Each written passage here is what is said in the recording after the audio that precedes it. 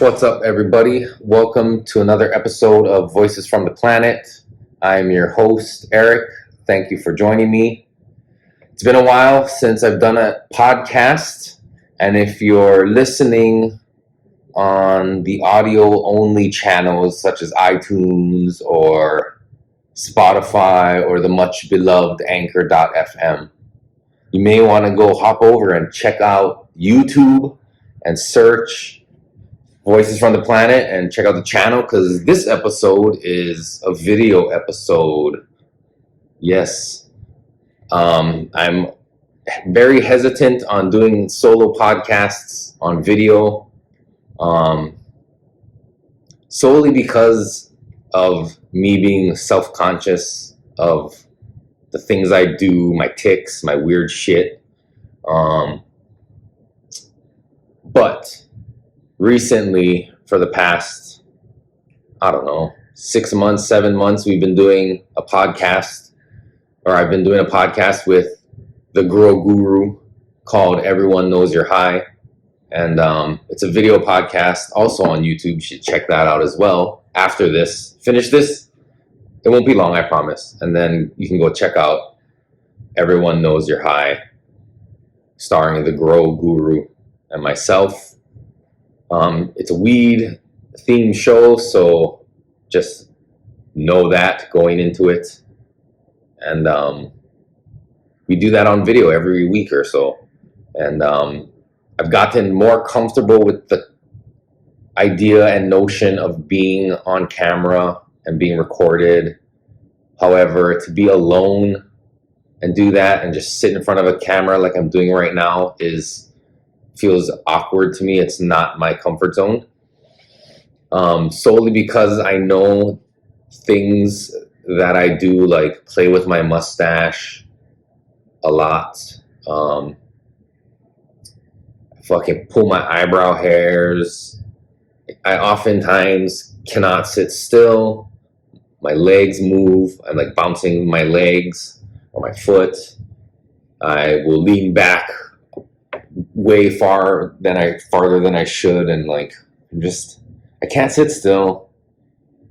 I got this weird hand to mouth oral fixation thing, and it's just I'm hyper aware of it at times, but I also forget about it because I just fucking zone out and don't realize that I'm doing it, and then realize that I'm like biting my mustache and shit like that, like going like that. I try to bite it to trim it, I guess, and it totally looks like I'm jawing on some fucking good ass cocaine or something. Like I'm just going, but I'm trying to bite this mustache, and I realize how it looks, but I can tell you I haven't done cocaine in over 10, 11, 12 years. It's been a really long time.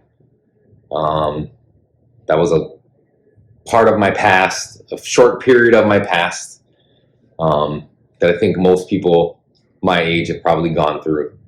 But those days are done. But I don't want people looking at me and thinking like, oh, this fucking guy, he's on, yeah? So I try not to do it, but I find myself doing it a lot, especially in traffic. When you're just sitting there and you're zoning out, I will be sitting there fucking picking and pulling at my mustache and putting it in my mouth and biting it. And by the time I get to where I'm supposed to get and I notice myself in the mirror, I realize now one side of my mustache is shorter than the other. Then I'm like, fuck, I need to fix it, because even though my face is already unsymmetrical, I'm like worried about the symmetry of my mustache, and I feel like I need to even it out or something, and I can never get it right, and then it gets like too short.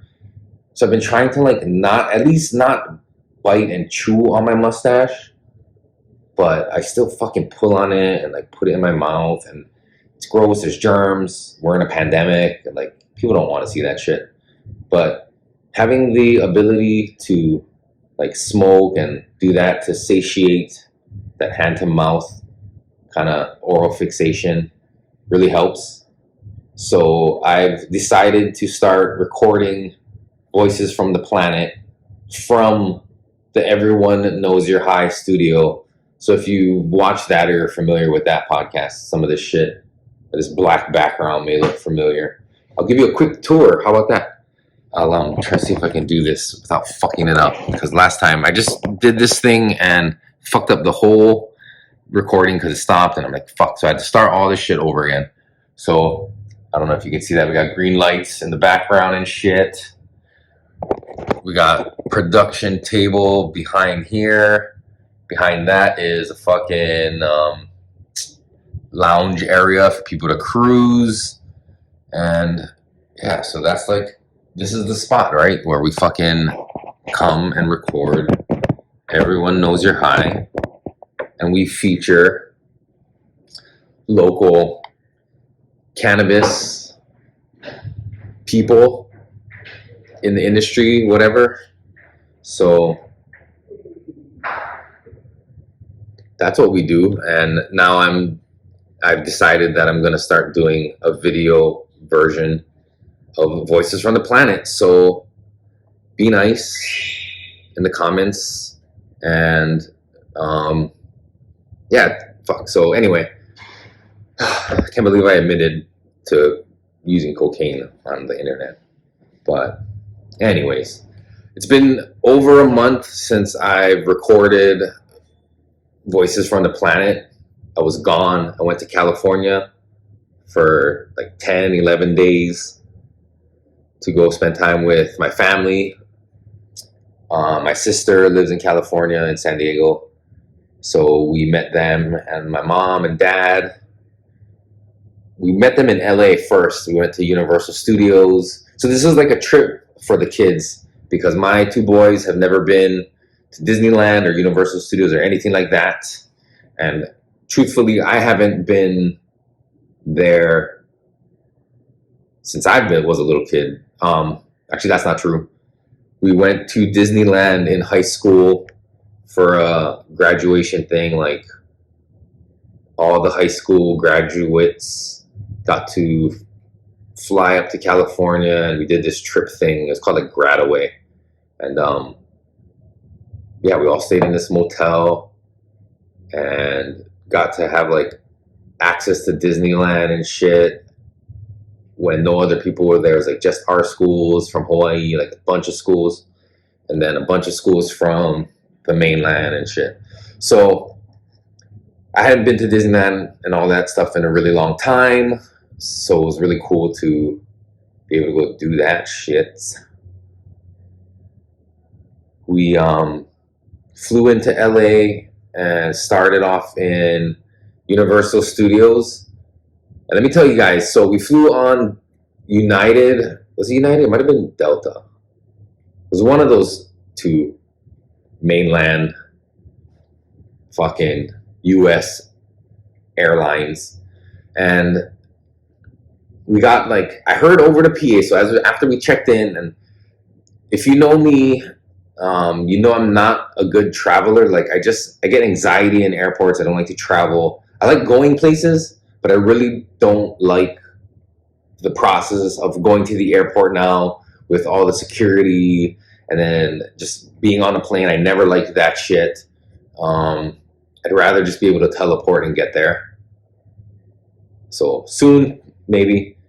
But so I heard we get checked in. That's fine. Like everything's going pretty smoothly so far. Like no, like emotional breakdowns. No, like angry outbursts or anything like that. And we're waiting at the gate to check in, and my wife is setting up the United app or whatever on all of our devices so that way we can watch movies and get Wi-Fi on the plane and shit. Because she knew we flew Delta or United before. I can't remember. I'm just going to say United just to make it easy on myself so I don't have to keep saying which one I thought it was. But so she sets up the app on everybody's devices, and I'm pretty sure I hear over the PA that they're saying that they apologize in advance, that there's no Wi-Fi on the plane, and that their entertainment devices are not working. So basically, download your shit now or you're fucked for 4.5, 5 hours unless you can sleep. And our flight was like early in the morning, so there was really no sleeping through the whole flight. So I'm telling my wife that. She doesn't hear it because she's super focused on getting everybody's devices loaded up and ready. And so she misses the announcement. I'm telling her, like, there's not going to be Wi-Fi on the plane. She's like, no, there is. You just need the app to be able to watch the things and do that shit. I'm telling her, I'm pretty sure that's not what they said, but I'm not trying to argue before we travel because that's kind of my fucking MO. So I'm like, I'm just going to fucking let it go. I'm pretty sure I'm right, but I let it go. And we get on the plane and they announce it again and she hears it and she's like, fuck.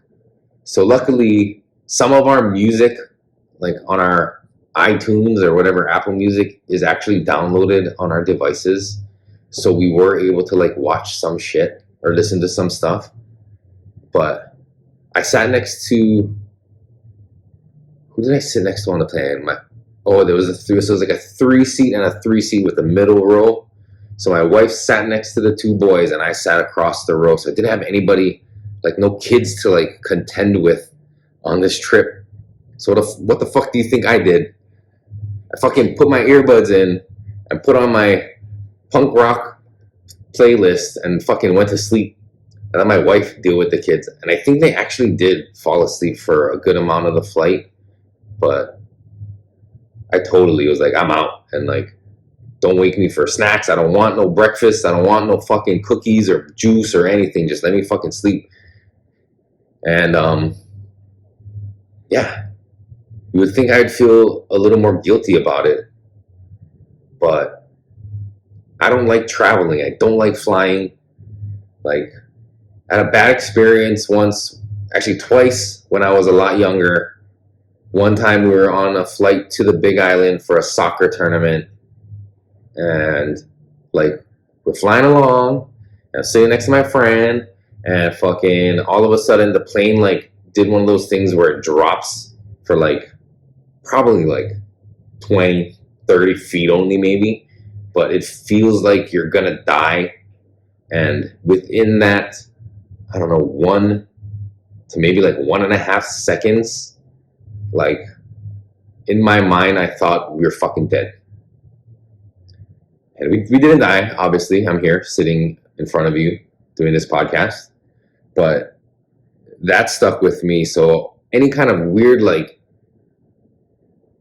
engine noise change, like the tone of the engines change, like, you know, like how it shifts gears, or I don't know what the fuck's going on, but like those kind of things, any kind of like excessive turbulence, that kind of shit makes me nervous. Like babies and that kind of shit on a plane.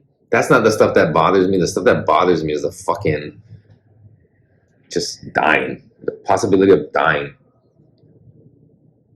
But I'm sure a lot of people were very upset about not having Wi-Fi on the plane. But, I mean, what did you do when we didn't have that shit back in the day? Everybody had like Walkmans, or they brought card games or coloring books. So I think the airlines actually provided the kids with some sort of activity book. But we made it safely to LA.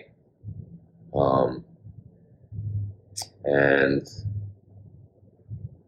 went and checked in at the hotel we were staying at. I don't think I wrote down that name. Sorry, I don't have the name of that. But, oh, fuck. Forgot about this. Good thing I wrote this shit down. I would have glossed right over that shit.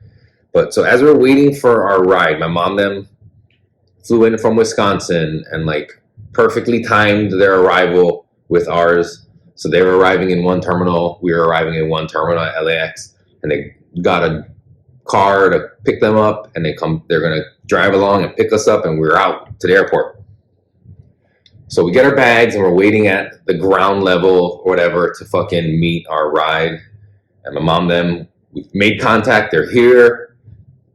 We know they're down there, but we're just waiting for the car now. And it's taking a really fucking long time. But whatever, right? LA, I don't know, LAX, fucking, it's busy.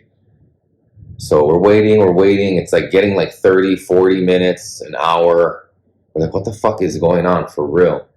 So like we start seeing like more and more people coming to our waiting area, this curbside waiting area. And we hear somebody telling somebody else that further down in the terminal there was a bomb threat. And so they had closed off entry to the airport because it was like one of the first sections of it or some shit. So they close it down and they're just like redirecting people or like letting one car through at a time. So this driver was like stuck in that traffic. And as inconvenient as that was, I'm sure to a lot of the people who live and are from LA because they just want to get home or get where they're going, it's an annoyance. I was surprised by the fact that everybody was kind of just moving on from a potential bomb threat. Like, so you're aware that there's a potential bomb at an airport. I mean, we're living in a post 9/11 world, and everybody's just calmly like walking to where we are. Like, I guess I'm gonna get picked up down here when my ride makes it through. Like, fuck, more upset that now their shit is delayed because they gotta wait to get picked up. Like, what the fuck? I've never been in a bomb threat, and like there was not like a huge police presence. Like, it really didn't seem as if like, you know, the cops had decided to enter from the opposite end because I don't know, it just seems like for a bomb threat they'd be doing a little more securing of the area, but it didn't feel that way. It felt like just like, oh, fucking another bomb threat in LA.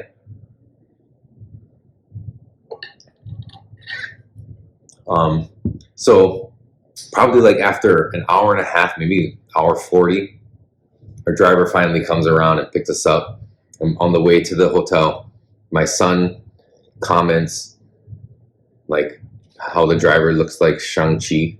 I was like, what the fuck is she? I can't say that out loud. That's pretty fucking racist. But then I remarked and noticed how the clouds don't move in LA. Like, we're driving and there's not a lot of clouds, but there's a good amount of cloud coverage. I know it doesn't rain a lot in California, but there was some clouds in the sky, but they just didn't appear to be moving. It was fucking trippy. Like, here in Hawaii, our clouds move quickly across the sky. Like, you can see that they're in motion. They change. It's for great time-lapse videos and shit. But from what I fucking noticed, it was fucking not moving. It was completely still. And I thought that was weird as shit in the land of fucking Hollywood and make-believe that the clouds don't even seem to move. It's like painted on the sky.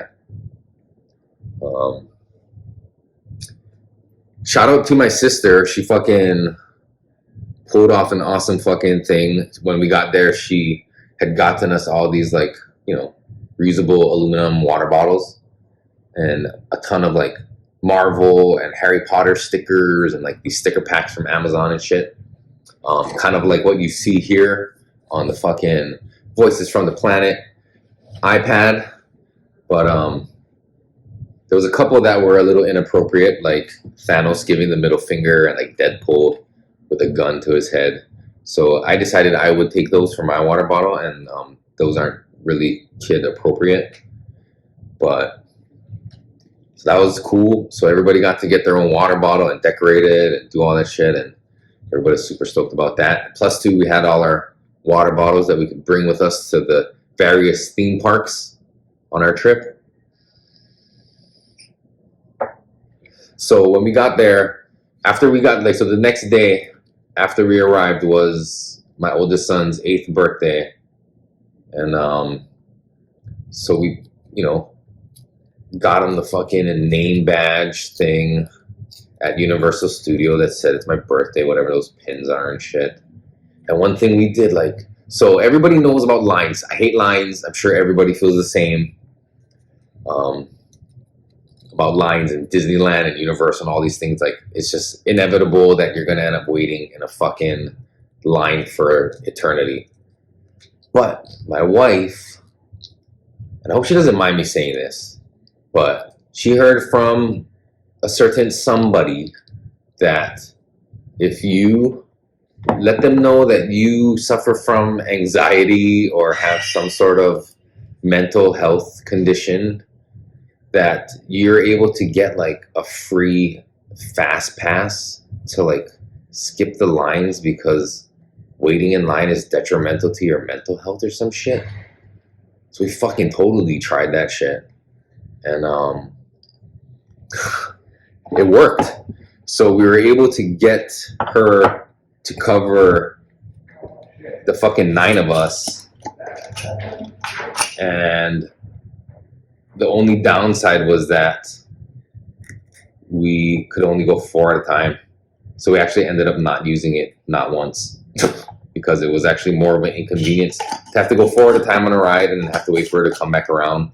Like, granted, we're not waiting in line, but we're not waiting in line twice. So that sucked. So we didn't use it. But anyway, moving on from that. So Universal Studios was cool. My kids liked Harry Potter. It's like the amount of money you spend on spoiling your fucking kids. Oh my God. We had a few emotional breakdowns when children were told no, they can't get something, or like you gotta wait. Like even like let's wait to get it, and so we can carry it out later, so we don't have to fucking hold it for the next 7 hours. Like just fucking wait. But kids, man. My niece was a little more together. Like she is a little bit older, but she's been there before, so I think the excitement level isn't at like a screaming 11 like my kids were. She's been there before. Like she's a professional. She knew a fucking drill. And my 5-year-old though, he like loved everything. This is like the best age to bring little kids to like theme parks and shit because they still believe in the magic, like of all that stuff. Like Harry Potter has this thing where like you buy these wands that are severely overpriced. And you can go to different sections in Hogsmeade, which is like the Harry Potter land, and you can do your spells with your wand, and it can make things do things, and it's like they believe it, you know what I mean? And it's fucking cool to see that magic, because as a skeptical adult where it's just like, huh, or you're looking at things trying to figure out how they did it, these kids are just looking at it and fucking loving that it's happening, you know what I'm saying? And to be around that again in these settings was really fucking cool. And I highly recommend it if you have kids and you can fucking afford it. Luckily, my parents, shout out to Nona and Ji-chan for making all that shit happen.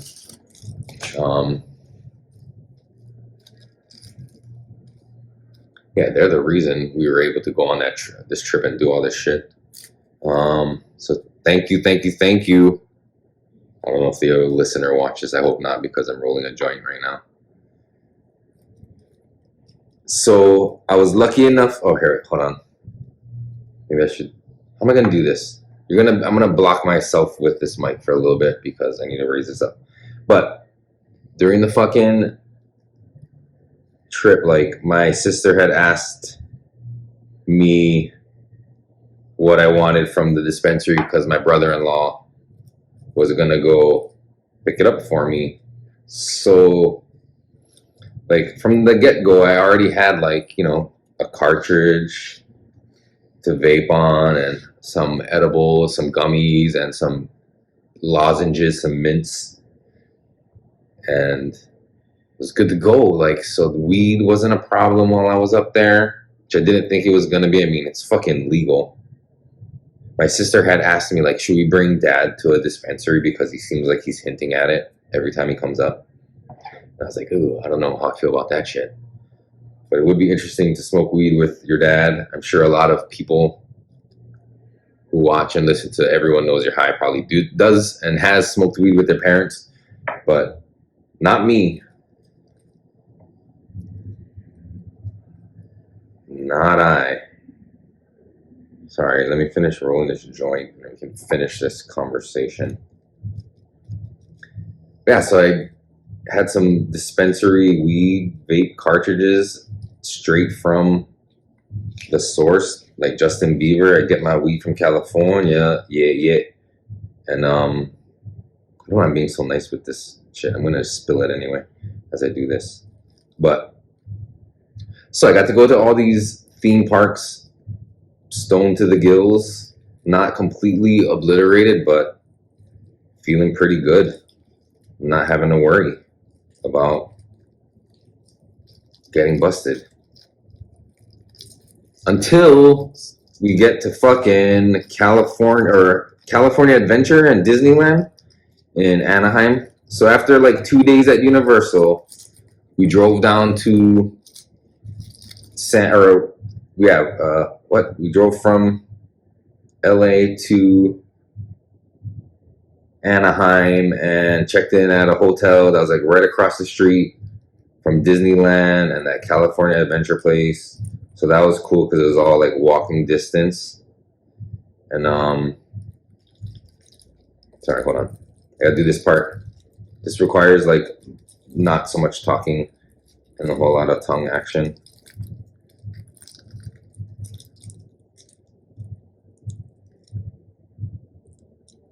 And I honestly don't need your criticism on how I roll joints, because the Grow Guru has complimented me on my nice joints, even I don't think they're that nice, but he's like, oh, so yeah, it's weird. Like I roll. Oh, fuck, there's a puka. Take it back before I start bragging about myself. Take it back. I made a little puka in it, but I have this weird dump method where I dump it from the grinder into the joint, and then I roll like the crutch inside, which not a lot of Hawaii people do. It seems a lot of people think it's like a mainland thing, but I roll the crutch in, and then I leave a little bit hanging out. And then after I roll it up, I kind of push it in a little, and that helps pack in the end where the crutch is. And then I use some sort of flat-ended poker to poke in the front end, or the business end, the fire end. But I'm going to have to patch this puka with a little piece of paper. But anyway, so Universal Studios, Harry Potter, Transformers, all that shit. I forget what else was there. Jurassic Park, I think, was there.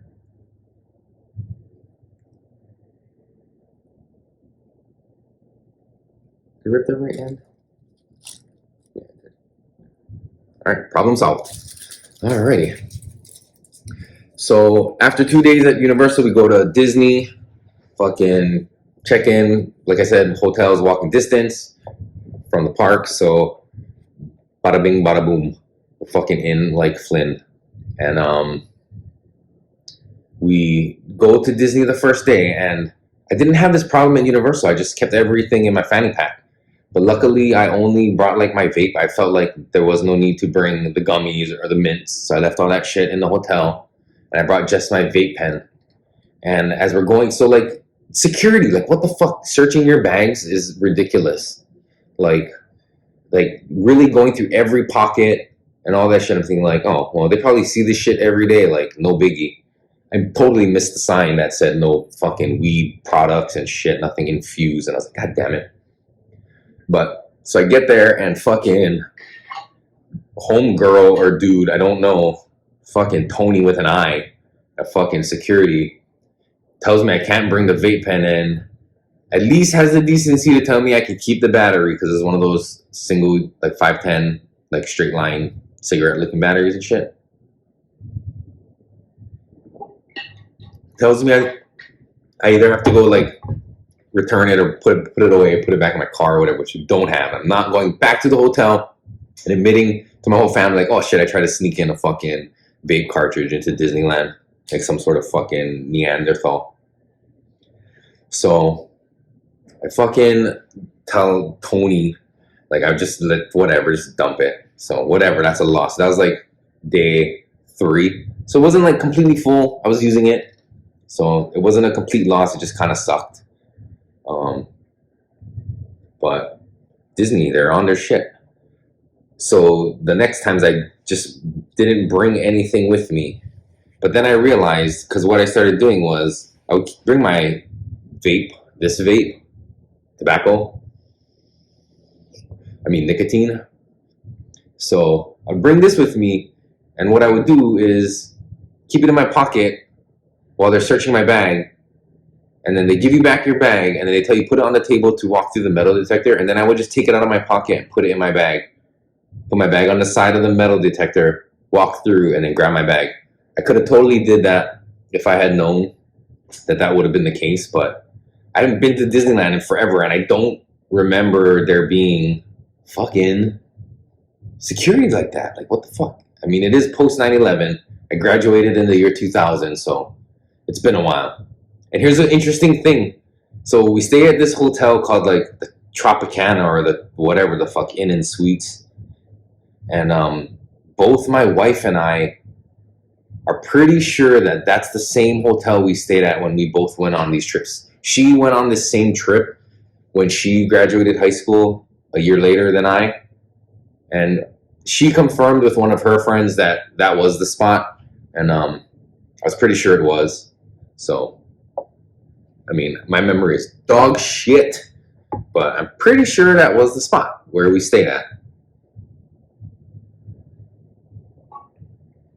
And then, so then we did Disneyland for 3 days, which was cool. They got all that Disney shit, all that Marvel stuff. Disney, of course, Disney got Disney shit, motherfucker. God damn it. But they got all that Marvel shit, which I'm fucking into, and my littlest one is into. So we got to go to Avengers headquarters and see the Black Panther, who was like, he was the most excited to see. Here's how much my little one likes fucking Black Panther. So when you get to Disney and they give you your like 3-day passes, which is what we had, they have characters on them and it's random, right? They print them out of a machine. So like somebody got fucking Maribel, I should say it how I've been saying it, Maribel Madrigal. Somebody got Mickey Mouse. My dad got the Black Panther, and Hito got like the dude from Cars, Lightning McQueen or whatever the fuck. And he had a little bit of a meltdown because he wanted the Black Panther one. And unfortunately, they weren't going to be allowed to hold their tickets on this trip because they'll lose it. And just the fucking extra fucking drama that would go into that of having to get another one might be a headache.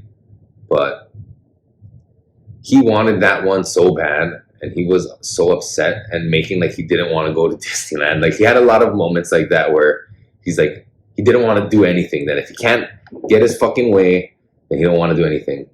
And I've raised that kid since he was born, and I did not realize we were raising such a spoiled kid. But I mean, we got them a lot of the things they wanted. We were able to get them a lot of things, and so it wasn't all that bad. I mean, I may be exaggerating, but I mean, he's 5. They're gonna have these moments, right? All of us did. And but we tell him, like, at the end of this trip, you can have everybody's cards. So we gave them all to him, and at this point, it's been like 2 weeks since we went back. He don't give a fuck. I don't even think he remembers about those things. All these things that kids get so worked up about not having or not getting their way, or things they wanted, they fucking forget about it so fast. Like, goddamn, if you could just let them forget about it for like a week, forget about it forever. But yeah, so Marvel was cool as fuck. The Cars thing, like all these different Disney and fucking Pixar shit. All the rides we could go on. My oldest son was not afraid to go on any ride. And luckily he's tall enough that he wasn't height restricted from going on anything. But like, we went on the Guardians of the Galaxy thing, which apparently was the old Tower of Terror. I don't know what the fuck. I've never been on that, but that one was pretty nuts. He went on that. He went on a bunch of little roller coasters and all these different things with zero fear or hesitation about going on him, which is fucking cool as shit. So that was cool. Hito, unfortunately, was a little too small for some of them, but majority of them he could ride. So it was cool. We got to ride a bunch of shit. Got to eat a ton of food. I feel like my diet was more regular, like actually eating regular meals, like overeating sometimes too, like fuck. But this is good because I needed the fucking calories, because this fucking watch thing definitely tells the tale of how far we walked every day and how much calories I burned and the amount of exercise I got. We had to carry Hito a lot. A lot of times he just gave up and was too tired, but really he wasn't. He was just feigning that he's too tired. And then I learned from my mom on this trip that once I turned 3 years old, they didn't carry me anymore. And then I was thinking, like, Hito's 5 now. We carry him a good amount. So that shit's gonna stop. And at first I was like, oh, okay. But then I was like, wait a minute, like, that's kind of sad. Like, my parents didn't carry me after I turned 3 years old, like, at all, ever. And I was thinking, like, is that the reason for some of these, like, intimacy and, like, showing affection issues that I have as an adult? Because they didn't carry me. And then I was like, is that the right age where you shouldn't be carrying kids already? Like, they should be walking on their own. However, Disneyland, it's a fucking different, it's kind of an exception because, like, that's a lot of fucking walking, and he is only 5. But anyway, so it was interesting to learn that from my mom, that once I turned 3, yeah, no more carrying. No more stroller either. It's kind of nuts.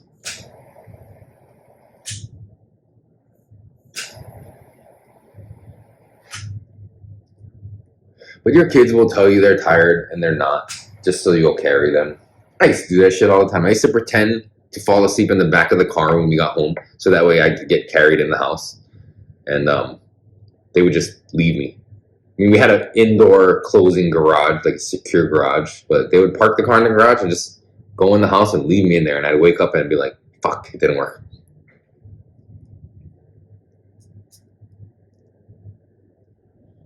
Yeah, it feels like everyone knows you're high in here. I'm smoking all by myself. Is that weird? Is that weird? But anyway, so 3 days in Disneyland, and then we go to, what's it called? San Diego. So we drive down to San Diego where my sister lives, and they have at their house this like upstairs kind of like apartment area that they usually like Airbnb. So we got to stay there, which is cool because it's like our own little place, but we're still close with family. My mom then stayed at a hotel, which was like right down the street, which had a pool. We got to live that cabana life for a little bit because my sister has fucking some membership or something, so we were able to hang out by the pool and like get a cabana and like, fucking ball out. But yeah, so we stayed there, and like every night we'd go to bed and we'd wake up in the morning and try to go into the house to see everybody, and the door, because it's separate entrances from the outside to where we were staying. And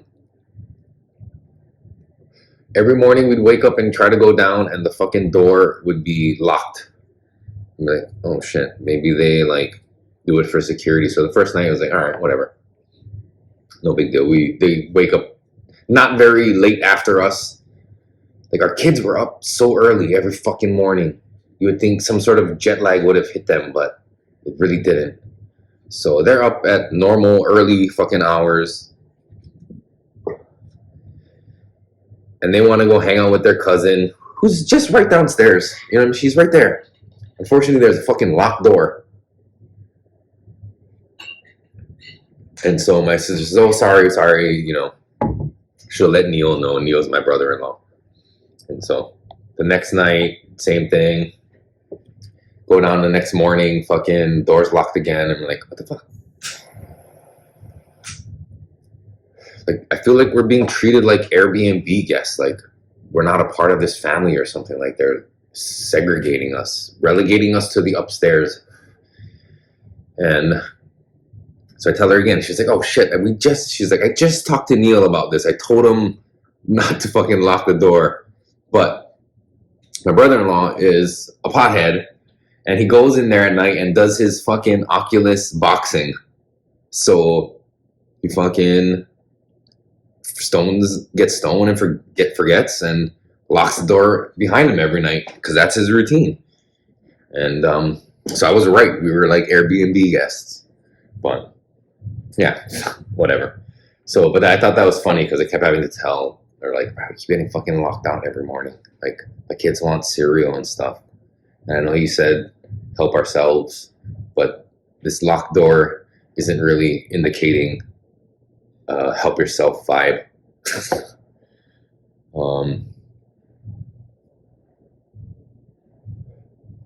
But yeah, so fucking, that's what that was like, doing that shit. Where the fuck, what was the name of the dispensary? So I actually did get to go to a dispensary in California, and it's called Urban Leaf. It has like a weird fucking thing. What was it called? Hold on, they have like a weird tagline that people are like, oh, I wish they didn't fucking call it that. What is it? A feel-good drug boutique. Oh, low battery. I hope it's still recording. Okay, sorry. Well, anyway, I don't know how that went, but I got a low battery warning. But fucking, so like I was saying, I went to this dispensary called Urban Leaf, a feel-good drug boutique, which we all kind of agreed, like, you could do without the drug part in that. You could just say a feel-good boutique would be 100% appropriate. You can leave out the drug part because it's kind of, you're helping to just kind of perpetuate the stigma that weed is a drug and not a medicine. However, this was a recreational adult use dispensary, so it's not really medicinal driven. It's more, I don't know, capitalism driven.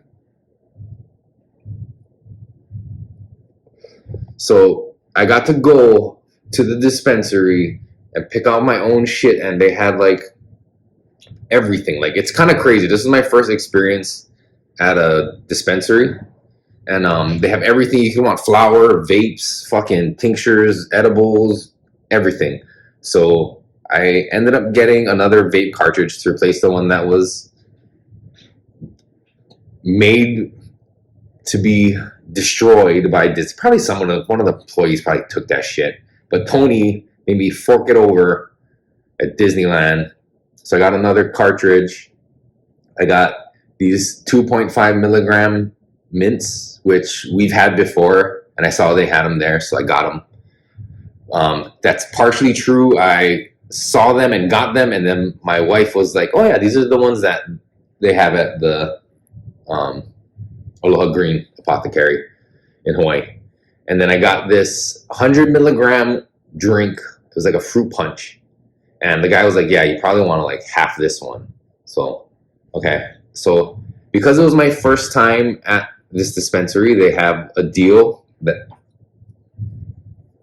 you can get an eighth for $5. And I wasn't sure what to do at that point. I had to pause because I'm not going to be here long enough in California to, I mean, I can't just, like, I didn't feel like I would have the opportunity to like blaze up and smoke actual joints. However, how can you say no to a $5 eighth? So I ended up saying yes, and I got it because like whatever. And like just thinking, whatever, we don't smoke, I'll just leave with Neil, which would be completely fine. He smokes, but I wasn't even sure if like he smokes weed. Like, does he know how to roll joints? I don't know. Like, I never really am sure the level of people's weed etiquette or weed things, you know. But I know he likes edibles. I know he vapes.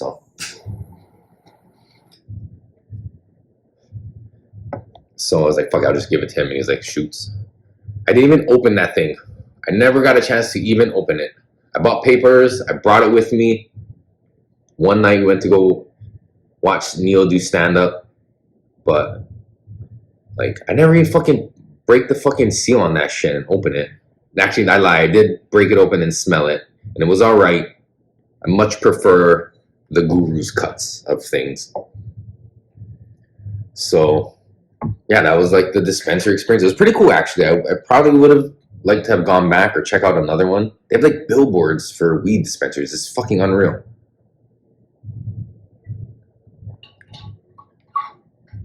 Unlike Hawaii, where we got like dispensaries trying to pretend like they're selling Delta 8 and are putting weed in it and getting busted.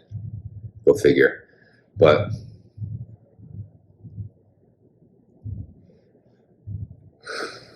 so yeah, like the entire trip I was able to like pop a fucking edible 10 milligram gummy, or like these mints, they were 30 milligrams each, which I forgot the first time I took it. I thought it was just a 10. I'd be like, misread the package, like my dyslexia, my number lexia, I know there's a word for that, got the best of me, and I like misread and thought it was a 10 and felt more stoned than I was expecting, and I was like, oh yeah, I forgot, that's 30. And then the drink, so I drank that, I think when we went to the night parade, like we went to one of those fucking electric light parades at Disney. Like we went to the park all fucking day, went back to the hotel, and then went back in the evening to go watch this fucking light parade. And by that time, Hito was like done. He was like exhausted. And fucking, so we had to fucking like kick him out. I don't know why I'm talking about that. I think I was talking about when I was drinking the drink. But that wasn't at Disney. That was at fucking San Diego. Shit. When did I drink the drink for the first time? Maybe we went to Legoland? Maybe I did. That's the thing, man. I should have took better notes. I started like writing things down during this trip to like remember to talk about it, because I knew the days would blur together because I'm just stoned all the time. But I didn't think it would be this bad. But anyway, so I did only drink like half of it, and you know, oh, it was when we went to the fucking comedy night. That's what it was. So on like a Friday night, Neil had a comedy gig in Escondido, and we drove up, me and Nicole drove up, just the two of us, to go fucking, we borrowed my sister's car, we drove up to go watch him do stand-up comedy in Escondido, as my wife would say. So I drank half of it before we left, and it was like about a 30-40 minute drive. So I was feeling real good by the time we got there. We were a little late to the show. We went to the late show, which started at 8, which is weird because the sun is kind of still out. Like the sky is still lit at 8 o'clock in California. And felt pretty good. And we just got there. My brother-in-law was hosting the show. So he opened it, you know, did probably about like, I don't know, it was like 20 minutes, 15 minutes maybe. We got there a little late, so we probably missed the first 5. Caught the tail end of his set. He's funny as fuck. You guys should check him out. Neil Singh Comedy on Instagram. And he's done a bunch of podcasts and stuff. One that he has right now is called 3 Wishes. You can look it up on YouTube, where they have guests on. And, you know, the premise is you find a genie lamp, you get 3 wishes. What are they? And they recently had Jamie Kennedy on. So, yeah, just a bunch of stand-up comedians in the Southern California area saying what their wishes are.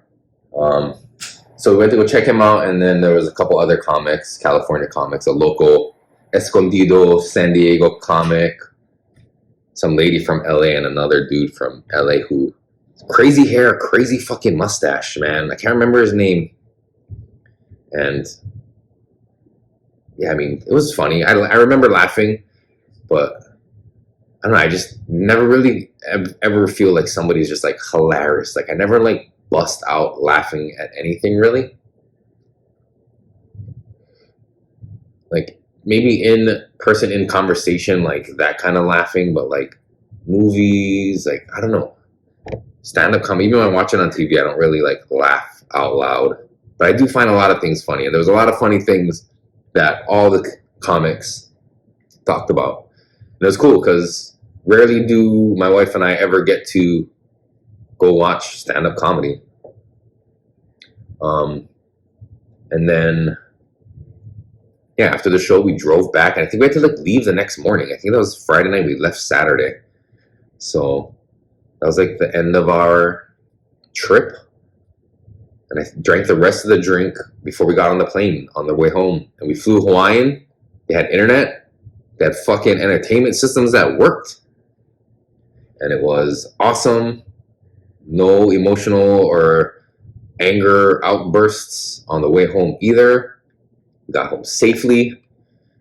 I think I might have took a couple naps, but was up kind of for the most part of the flight with Erickson sitting next to me.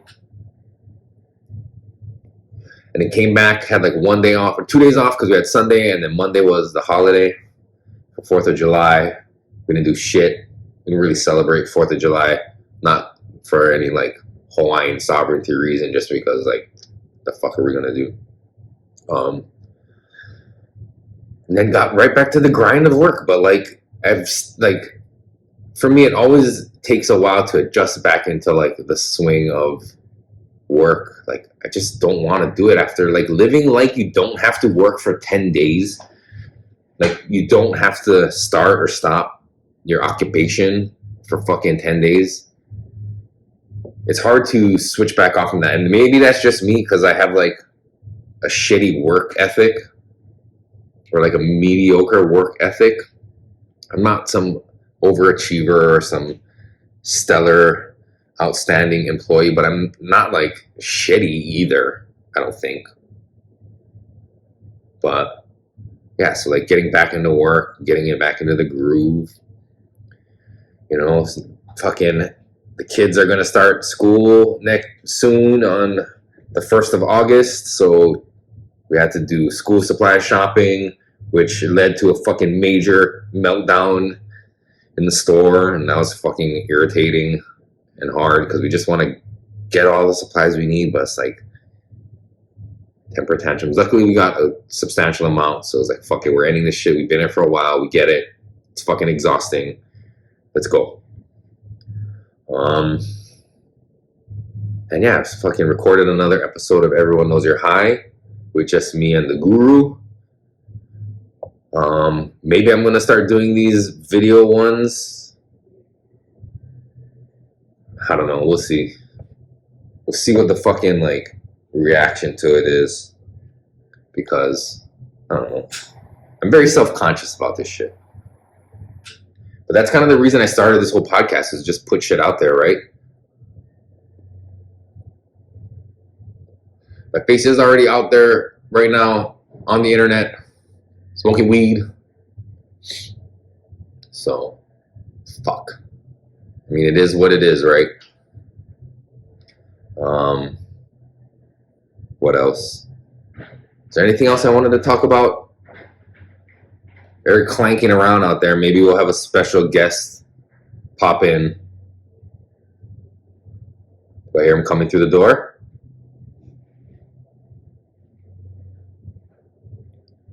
Are you coming in here? Smells like PK Dojo. You want a hit of this? Yeah. Did Mike come back? Mike was here. Oh, he did? I didn't see him. Oh, I thought he texted you. Come back. Are you? Come sit on this side. I'm doing a video, bro.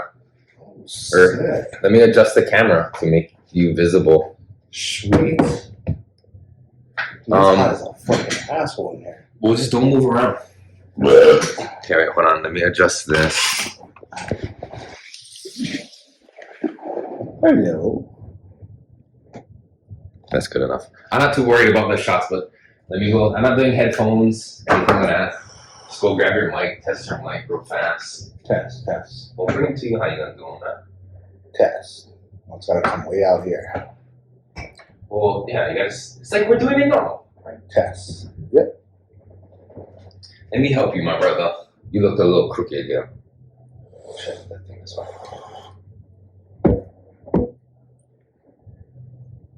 Orange cheese. I have to stay on these for a little while. I gotta transplant.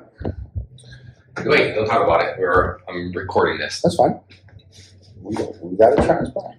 Yeah. Anyway, so welcome me. Welcome me. Sorry, it works, bro. I'm telling you.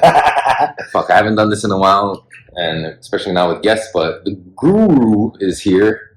So it may look like a familiar setup because we do this shit every other week on Everyone Knows You're High. Say hi. Hi.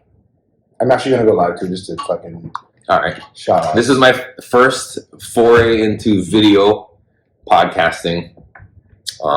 So thank you for making it easy. I've been actually going for like a little over an hour, or a little less than an hour actually, because I started it. Then I got a call from Erickson FaceTiming me, asking me how to Bluetooth something. That's just a follower.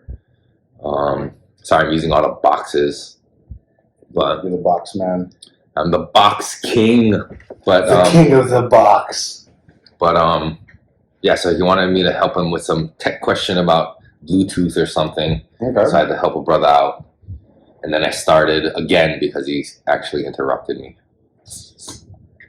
But I've kind of covered everything I'm kind of meant to cover about my trip.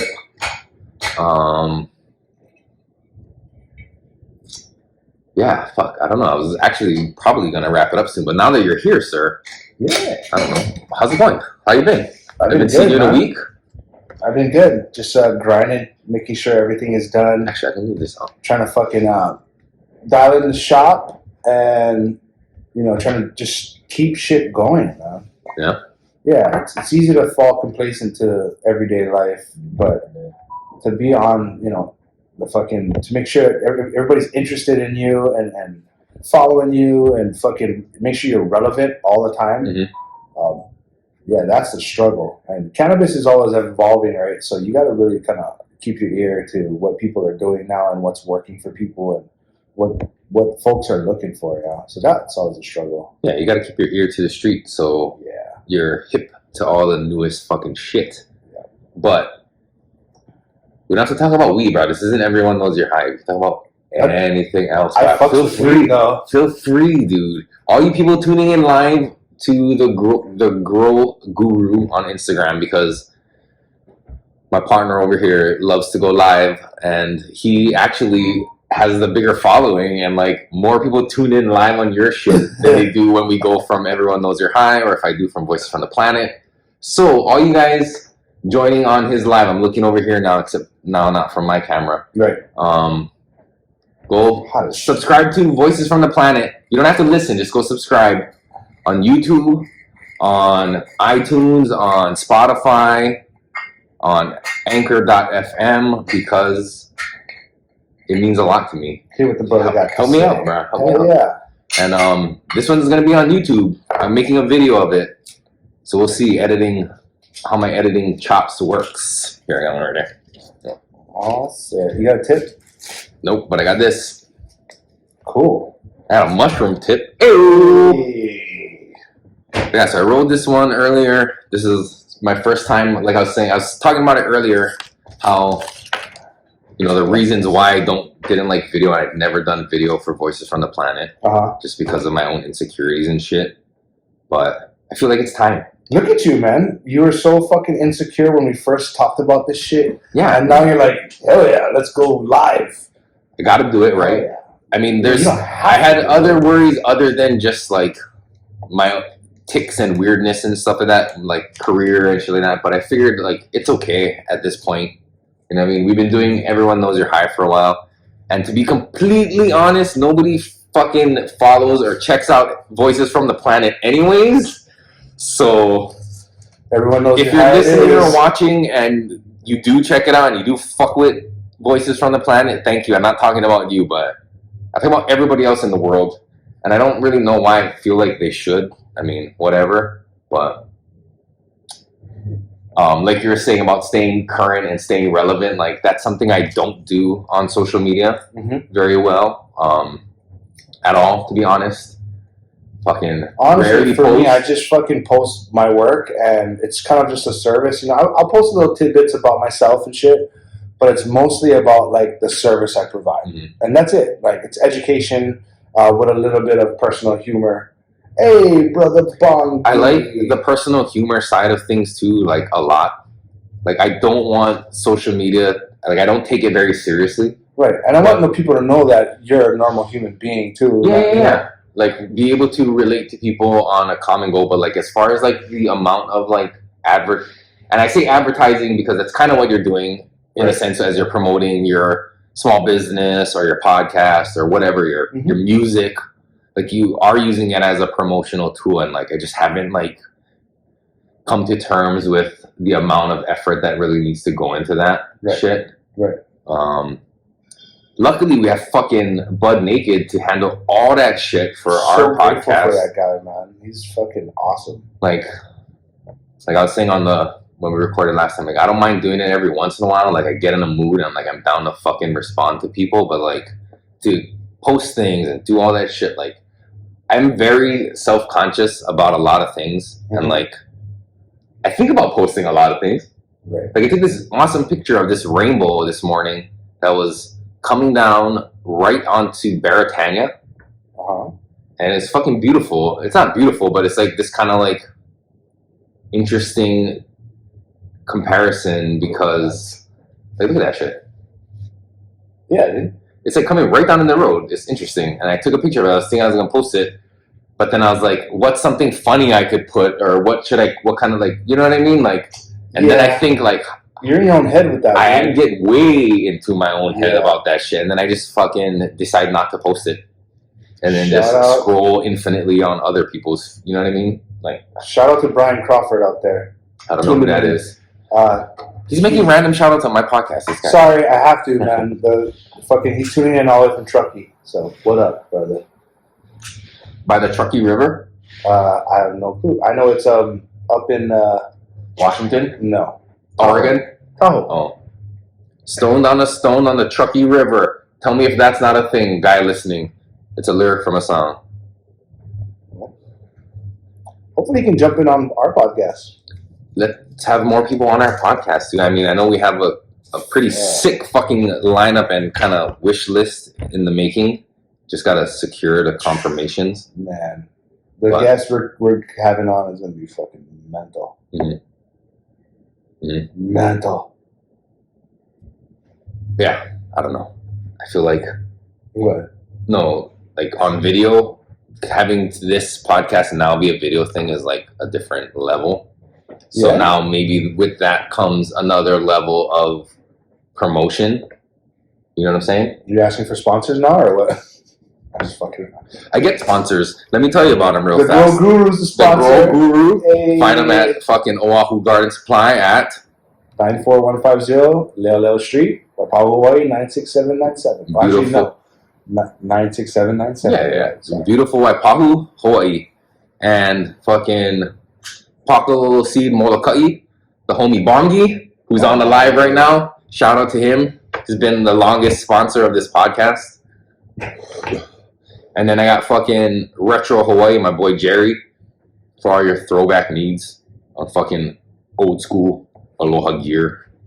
Fucking gotcha and fucking that's TNC cool. shit. You ever check out his shit? No. Brad Jerry, you should check him out. Campania Lures also. Oh, they're not a sponsor. Brad Jerry? Yeah. He also does it Retro Hawaii where he fucking like savers and old school fucking, you know, like those kind of places. He dives for that shit and finds like fucking old school shit that ain't around no more. Like, Jerry's a man. Resells it. He's a man. Congratulations. Fucking Mr. Campania. What is this? That is Dirt Nap and Vader. Oh. And now that you're here, now this podcast has turned into everyone knows you're high. Not even. Talk about all kinds of shit. I was talking about the dispensary in California. Mm-hmm. You went to one, right? Mm-hmm. What did you think?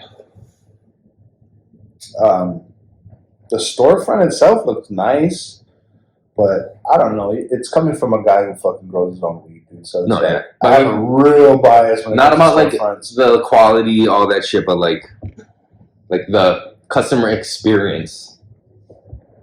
Like, how was the bud tender or whoever the fuck, whatever they call these guys? They kind of just rolled with the punches and kind of felt me out. Like when I went, it was kind of like, oh, okay, what is this guy? You know what I mean? Like super respectful. Yeah. And, you know, they know the fucking gist of everything. Yeah.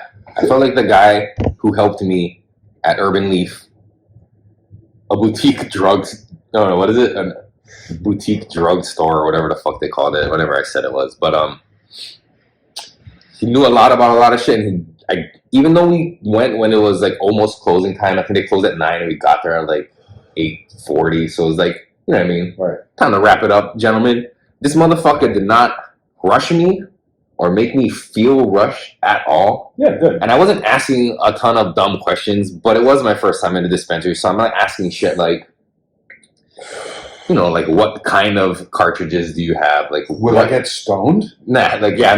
What happens if I smoke like, too much? Like, I told him, like, you know, this is what I do, this is what I'm into, I'm here for this, so this is kind of what I'm looking for. And, like, he gave me the rundown, like, you know, the low-end carts, you know, they have in-house shit, and then, like, up to, like, the more brand name. Boutique. Yeah.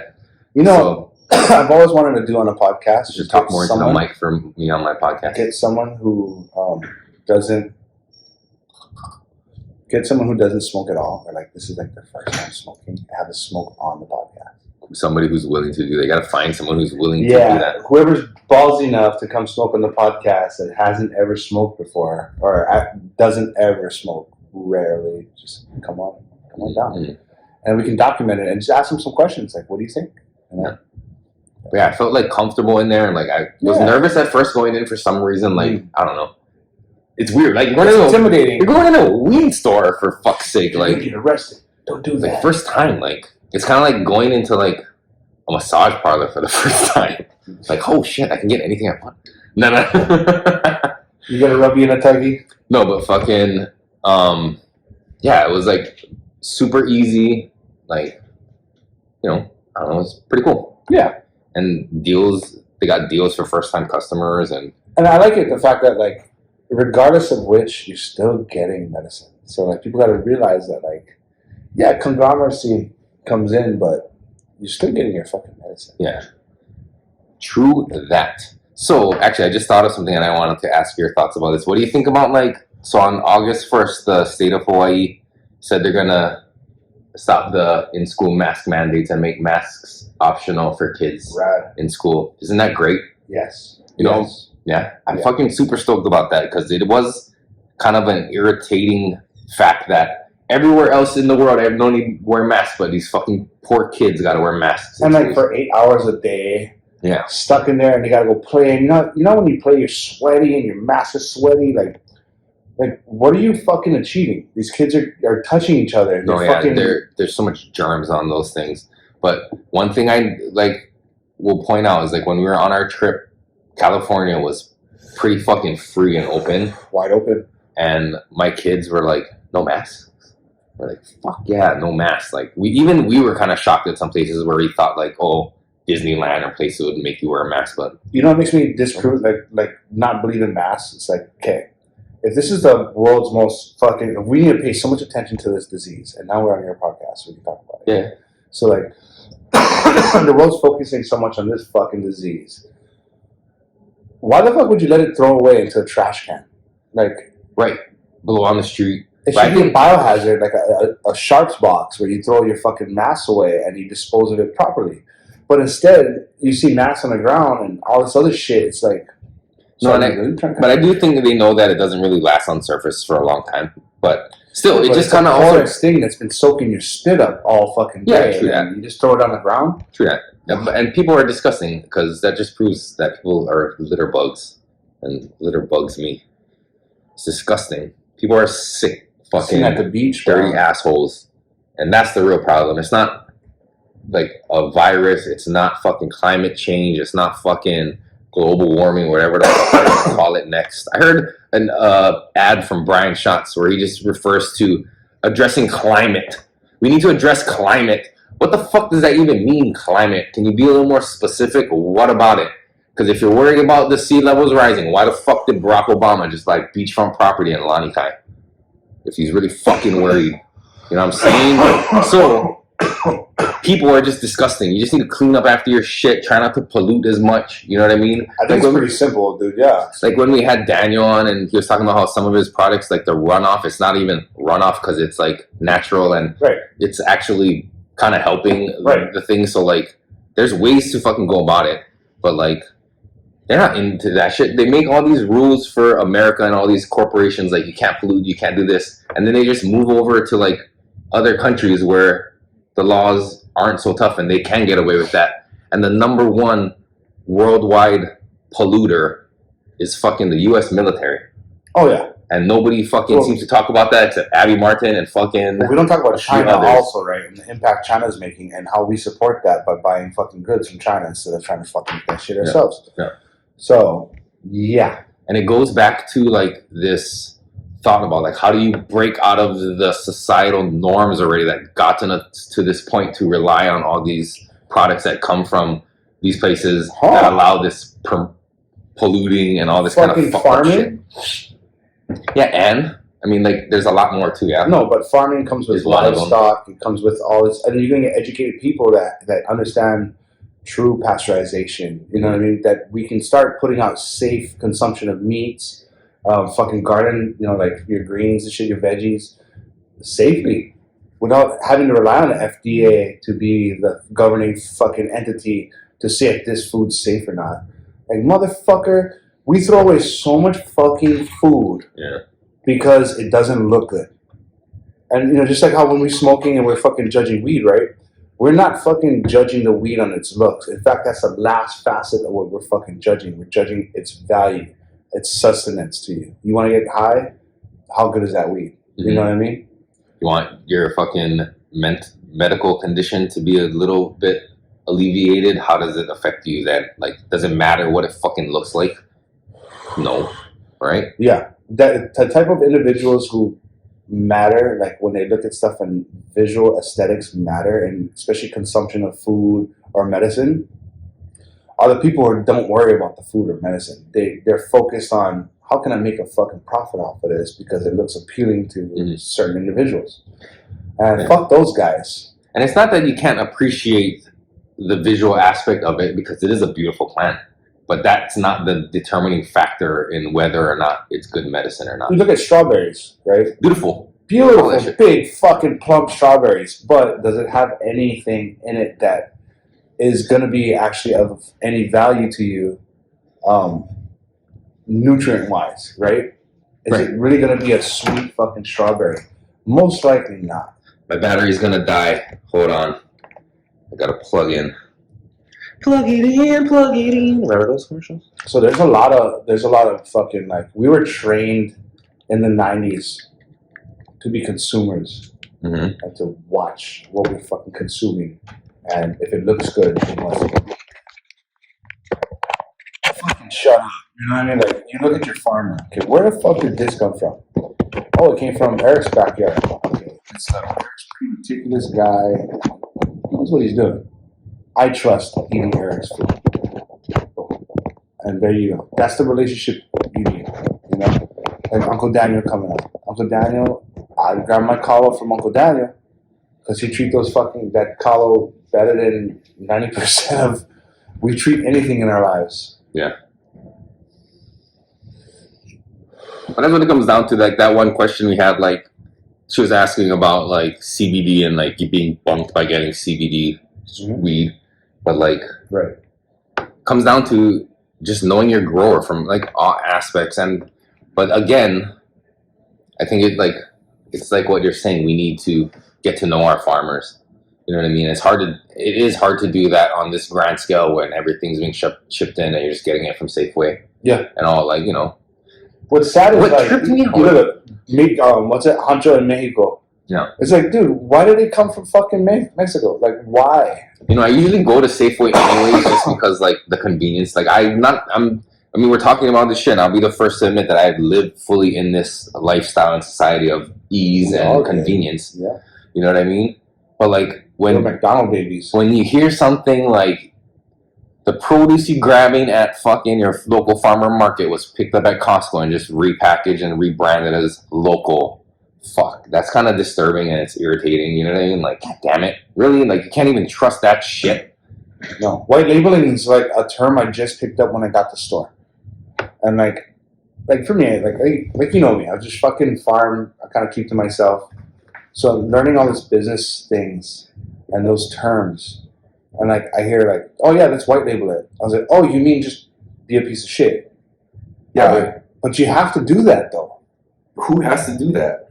If you wanna turn profit, and this is where I think the difference of white labeling comes to play, is when you are willing to put your name behind it, right? So if you white label something and you just fucking slap it in a bag and change the name of it and send it out, call it yours, you're a piece of shit. Yeah. No, but if you're like, this is mine, I endorse this. Yeah, that's a little bit different. Yeah, it's saying I like it, I tried it, and I like it. So Right. This is what I'm saying you should use. That's not white labeling. That's just an endorsement. Like, Well, even if you should take bulk and put it down small and then rebag it, it's still okay if you endorse that product. Well, if the company specifies, like, you get certain things, like these are not meant for individual package and reselling, but every bodega from Pakalolo to fucking Aina, all those little valleys that have those little shops that sell those little packs of Oreos, they buying them from Costco probably and pulling them out, and all those say not for individual resale, and then it's $1, $2, you know what I mean? But technically, they're not supposed to be doing that shit, but that's kind of what you're talking about, right? You're breaking down a bigger bag and selling it in smaller increments. Maybe that's to like increase your margin on the small ones to. That's like, I'm talking about referring to like the weed game too, right? Like, I'm gonna buy fucking 10 pounds off of this one guy, and then break it down and slap my 10 own pounds. Let's talk about more reasonable, like people are talking about. Let's say no, you're talking kid. We're talking about like trafficking, right? I'm not. I don't know nothing about no trafficking. No, this topic right now, I'm saying, like, I'm applying it towards like a traffic situation. How people are doing it on the streets. To be honest, this is your podcast, by the way. People are buying, like, say, 10 pounds, they're breaking it down, slapping it into Mylar bags, rebranding it. Like what? Cookies? Putting cookies on it? Well, like buying cookies and saying it's something else and slapping it up and sending it out because it looks good. Yeah. But the market, you know what I mean? You're fucking with the marketability of that strain. You're making that shit fucking whatever you want it to be. Yeah, but like 99.999% of the customers of that person doing that, they don't know the fucking difference anyway. So they don't know what they think they're getting whatever the bag says. Yeah, 100%. And that's where you become a piece of shit. That's why I'm saying, like, endorsing it with your name behind it, it makes it a little bit more acceptable, because if I'm saying, like, okay, Calais endorses this ounce of weed. Yeah. That means it's saying it is what it is and it's going to be good. Yeah. That's, if I was to endorse something, that's what I would say. You know what I mean? I wouldn't fuck around and go half-half on this shit. Like, it's probably good, but it ain't mine. Or like, fuck you. You're not trying to pawn that shit off. You're not trying to like fake the funk and make like that's yours. Right. You're letting people know it's not yours, but you dig it. It's like me buying. That's completely different. Yeah, totally. Yeah. Right. That's shady business everywhere in the world that people do that shit. Hey, Kanani, there's no shows. I was actually cleaning up upstairs and Eric came over and fucking just decided to fucking podcast. So yeah, this is what he does. He talks to people on the live in the middle of a podcast. But oh, I'm sorry, dude. Fuck. He forgets sometimes. But yeah, I always forget. So I got a stone off of this, by the way. Every other Thursday, I'm coming in, doing the podcast from here, because that's how we're rolling now. I guess so. Fucking this video. But yeah, that's cool. Masks are going to be optional. That's cool. I was actually thinking, like, was that a legit response to the threat from BJ Penn saying he's going to fire all of them when he gets in the office because the mask mandate shit? They flinched. They're like, oh, fuck. Pull the mask mandate back. Pull it back. Because it's not practical, dude. I think it was like the you can only take that bullshit. But what do you think? So why do you think they kept it? Just to fucking drive the fucking elbow in a little harder to fucking make you squeal and like make it hurt? Like, I don't know. Do they really not give a fuck about kids? I mean, their actions would say they don't give a fuck about kids, but like they're the Department of Education and the Board of Education. That kind of implies that you'd be a fucking advocate for children and healthy learning environments and that kind of shit. And the science is fucking like, everybody says trust the science, and then so my question is, which science? Like, which is the science? There's so much science to fucking trust, bro. It's like you have the World Health Organization saying one thing, and the CDC saying something completely fucking and then like they play catch up, and then they agree, and then they change, and then one doesn't change, and like, but people have been saying like the masks don't do shit. You know what I mean? They're actually probably more detrimental, especially with kids, because they're dirty. You know what I mean? Right. Like, being honest, they're fucking dirty little kids and boogers and touching their face and all kinds of shit. So it's kind of like... I peeked my head into my daughter's classroom when they first went back to class. Mm-hmm. Bro, it was one of the most saddest shit. It looked like a conjugal visit, bro, in the fucking prison system. With the plexiglasses up and shit. Yeah. During the pandemic, the schools had, like, online kind of, like, I don't know, social medias, but for the kids' classes, so the teachers would upload photos and stuff. Right. And it was kind of depressing seeing all the kids in masks. I mean, really, though, it looked like they were smiling under their masks. My kid looked like, I could tell by his eyes when he's smiling. So I could tell he was smiling under there, but it's like, I can't see it. You know what I mean? It's like, you're taking all these pictures and you can't see half these kids' faces. So it's like, what the fuck? And is this really a photo I'm going to put up on my wall to remember this time? Fuck no. So it's kind of irritating in that sense. But I'm glad that they've finally decided to at least make it optional. Because we're not saying tell people you're not allowed to wear masks. That's not what anybody's ever said. It's just make it about the choice to wear it or not. Yeah. And if you want to wear one, wear one. Because even in California, Disneyland, even though that nowhere required it, there were still people who were wearing it. Yeah. And that's completely fine. Who gives a fuck? Yeah. If you want, it's like a seatbelt. I swear to God, it's just like a seatbelt. And at this point, I'm so conditioned to seeing them that, like, it's not like weird, like, oh, look at that guy still wearing his mask. Like, it's kind of just like, whatever already. Who gives a fuck? I mean, it's up to you in the long run, but in the end, it's like, if I was sick, I would wear a mask. If I was sick, I'd stay the fuck home. No, but even at home, like, I would wear a mask. Why? Because people are touching the shit that I'm sneezing on. I would just want to keep my shit to myself as much as possible. Oh, yeah, if you live with people. Right. But if I'm feeling totally fine, there's no fucking way. Yeah, and that's the thing. I mean, at this point, it's like, this thing is over. Like, I don't want to hear any more about it. You know what I mean? Just let that shit go. That's exactly how I felt when we were at the shop during the podcast. I'm like, dude, stop talking about COVID because that fucking thing is stupid. I kind of recognize We're not talking about COVID. We're talking about the absurdity of the fucking rules and regulations that came from it. We're never talking, not like... No, but at that time, it was about COVID and the absurdities of the laws. Yeah. Like the lockdown. Laws, the fucking stupid mandates. They're not even laws. Bro, the lockdown was probably one of the craziest shit I've ever fucking had to deal with. Right. And like I've always said, Hawaii is the fucking perfect testing ground for this kind of shit because we're isolated and we're on an island and we can't leave. So, like, hey, it's kind of like a fucking prison colony if you really think about it. Yep. 100%. And, yeah, it's crazy. I don't know what's going to happen. But I saw that recently. I thought that was good fucking news. Just grow your own food. Don't worry about nothing. Yeah. Listen to the guru. Whatever he says. Just do whatever he says. Do you think Mike's coming or not? Oh, I don't think so. It's almost 9 o'clock, bro. Oh, yeah, that's true. It is 9 o'clock. Just grow your own food, dude. What else are you gonna, just grow your own food and fucking make sure you got some heat to back it up. People try to steal your shit. That's the thing, protection, bro. Protection. Because same as Hawaii is an island to test things on, when shit goes down, there's nowhere to go either. Everybody is stuck here because all they gotta say is no flights.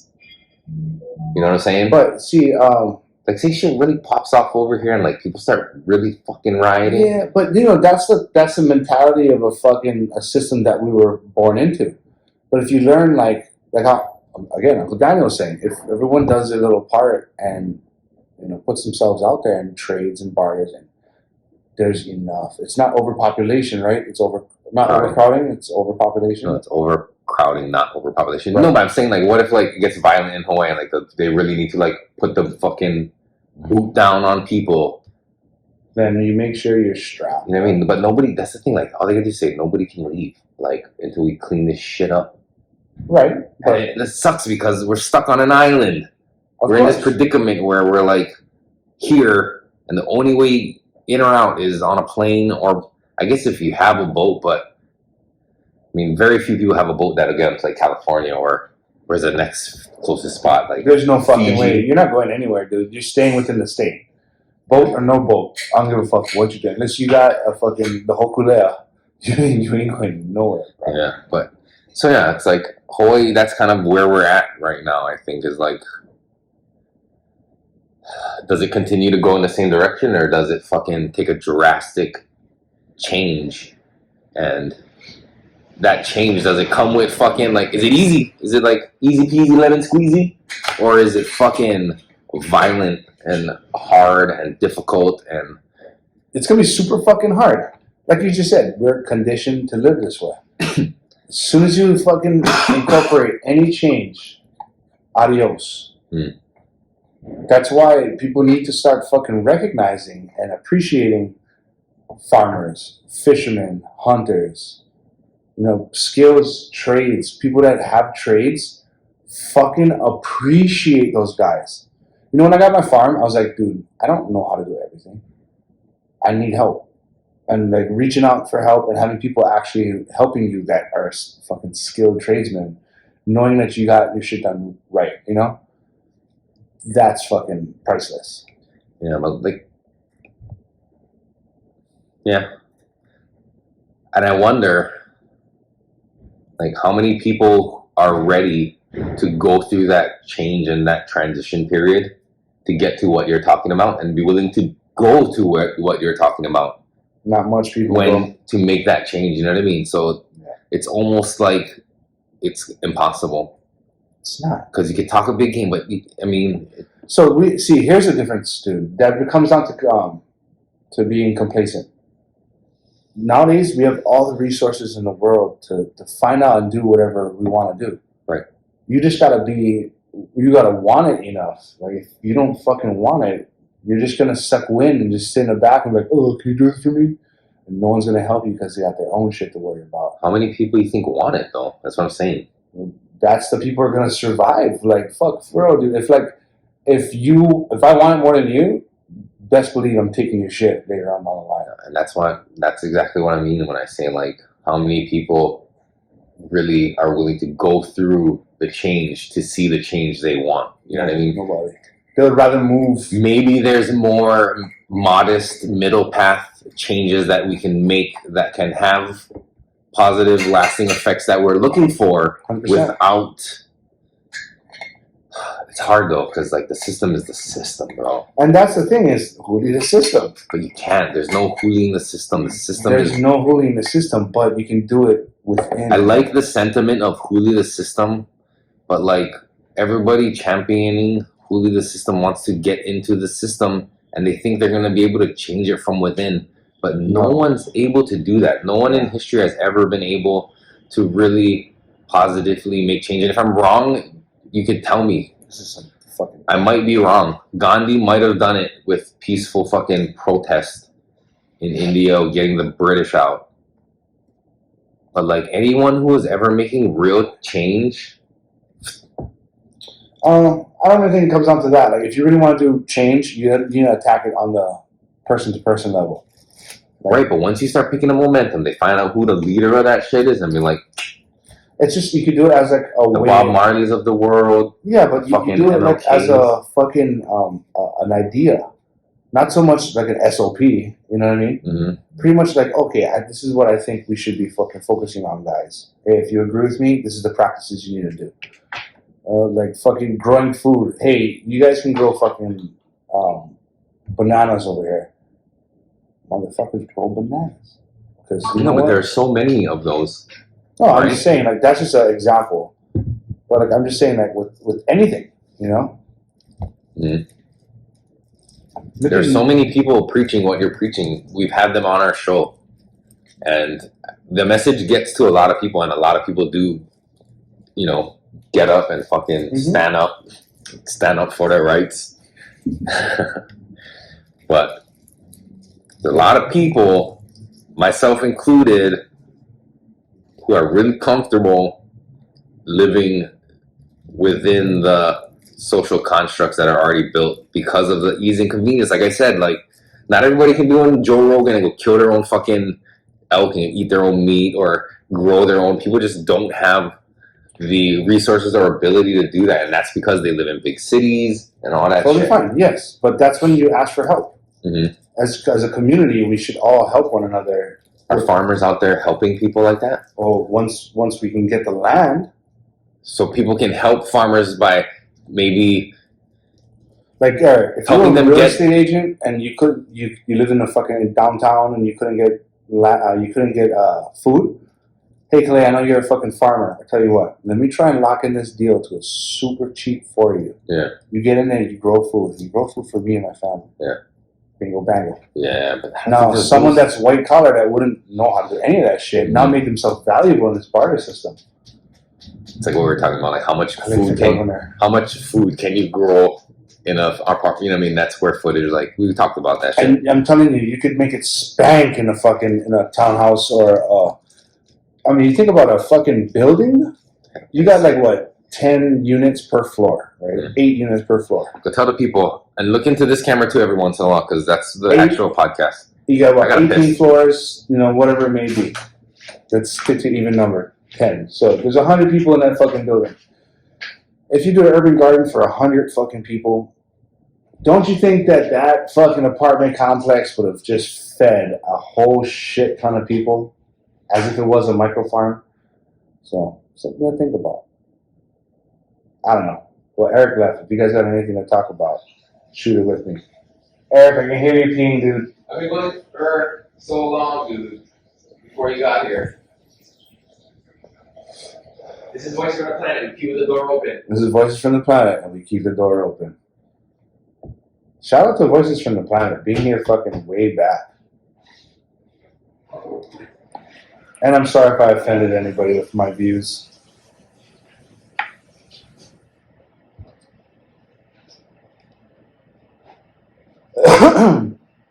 Need soap in there.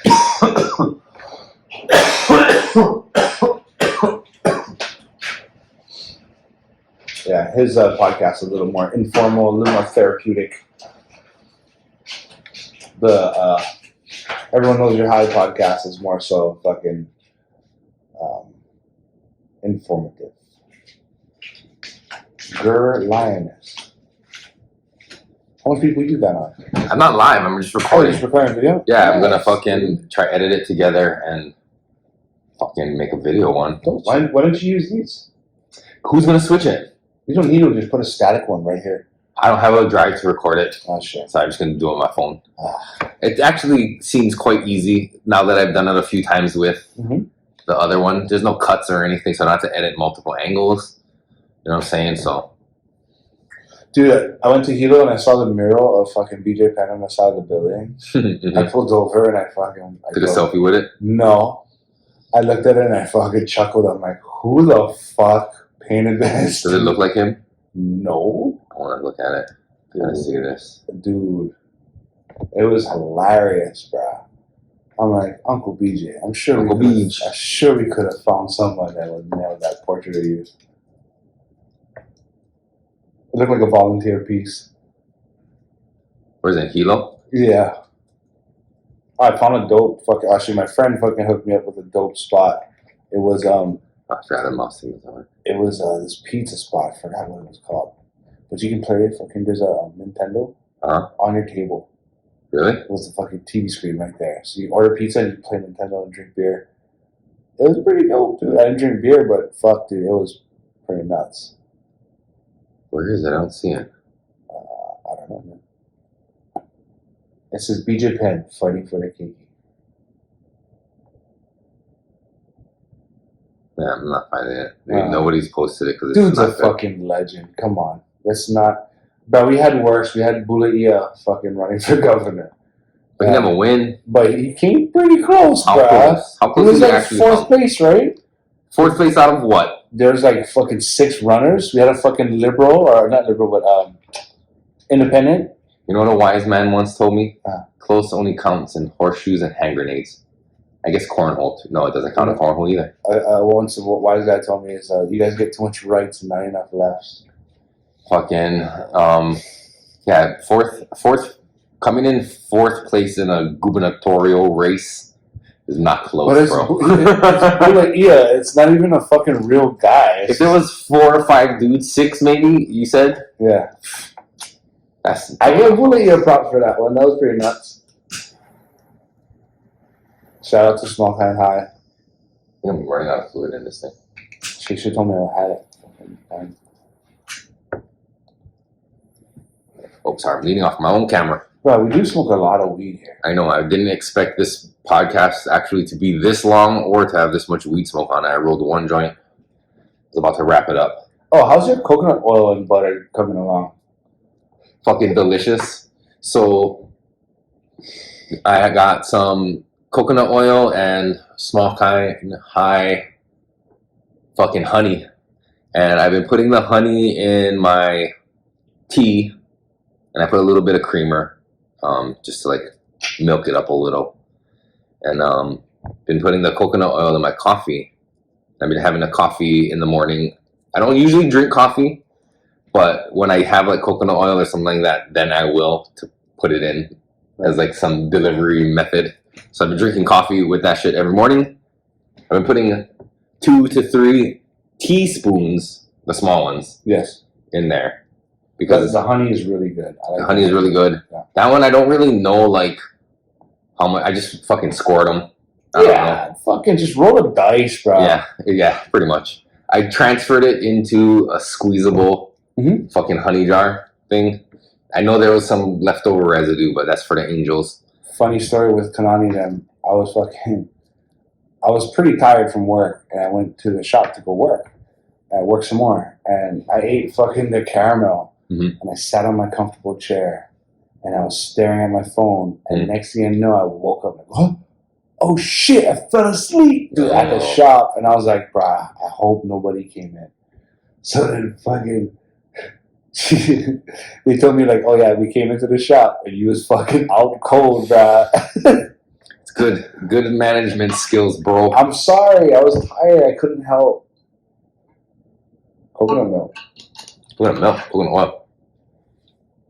Nah, because my wife also stopped drinking coffee, and then we had just had this creamer, like this cinnamon roll creamer, like that's left over. So I'm just trying to finish that off. I love coffee. I can go without it. Like I said, it's just so I can put coconut oil into it that has THC. You ever heard of China Walls? China Walls? What, in town? The fucking No, the coffee. You make coffee? No. They put condensed milk on the sides of the fucking. Oh yeah, I've seen that in like fucking boba shops and like fucking. Holy motherfucker, dude. I don't drink that shit though. But anyway, I think I'm gonna fucking wrap this episode up. Do you want to talk about anything else? Not really. Hey, so. Oh, okay. I have a question to ask you. Yeah. How was your first event? Oh yeah, I didn't even talk about that. So on July 9th, there was the Care Wailua event at the Care Wailua farm in Waialua. It was fucking alright. I mean, it wasn't like nobody came up to me and was like, hey, your voice is from the planet, guy. You know what I thought about after in hindsight? I had my iPad with me. They're like, oh, everyone knows you're high guy. Oh yeah. They didn't do that either. Nobody did that shit. Nobody came up and was like, oh, you're the guy. But I did see a bunch of people that I know, you know what I mean? So that was cool to see them at that kind of event, because usually it's at like music, right? Like at a concert or like at other things. But fucking, it was cool to see everybody. It was cool to just hang out and be able to sit down at your booth and just redirect people to you, and they'd be like, hey, what about this? I'm like, fuck, I don't know, man. Yeah. You gotta ask the guru, man. You're sitting there fucking staring back at him. It's so funny. But my afterthought was, I had my iPad with me, and I should have fucking set it up and just played one of our episodes on the table and just turn it around so people walking by be like, what is that? Yeah. I should have fucking did that shit. Okay, next one. That was a good idea I had after the fact. And you know what? See, I'm not good at that kind of like shit. Yeah, you're just learning. This first one was just for you to feel out the energy. Mm-hmm. Now you know what to... Like for me, at those events, I always have problems with the uncles trying to steal seed packs. They just fucking come by and go, whoop! I'm like, whoa, unks, that's like $100 right there. Oh, sorry. So like, I got... It wasn't a free giveaway, bro. It wasn't. That's why they're taped to the table. Yeah. And like, so what I do is I just fucking, I just put out I'm going to put out a little display case for... You okay over there? I had a crumb like go down and go back and like come in. I'm alright. Alright, cool. Oh. That was fucking guy. That was in that. But yeah, no, the event, I thought it was fine. Yeah. It was pretty low key, so it wasn't too intimidating. Who knows what the expo is gonna be like? Because that's kind of a big deal. You know what I mean? Yeah. Engaging with the people that were there were pretty cool. On like the small level that I did talk to people, Mm-hmm. like that's cool. But like, yeah, I'm still like uncomfortable and antisocial. Yeah, we'll get you there. Not really into it. Bro, I was As if you listened to this past hour and a half before the guru jumped on. I talked all about it. It's crazy because like I fucking used to hate talking. Mm-hmm. And now it's like, with the plant, I'm down to talk to people. Mm. You know what I mean? When you find something you like talking about, It's it's kind of easy. Yeah. And for me, like, up until this point without video, just being able to kind of like talk about shit and try to make jokes about it or figure it out, or I don't know, you know what I mean? Just kind of that kind of podcast. Like, it's gotten me way more comfortable speaking, even in front of like other people, not large groups or anything like that. Right. Don't ask me to MC or host anything, but like I like talking to people more.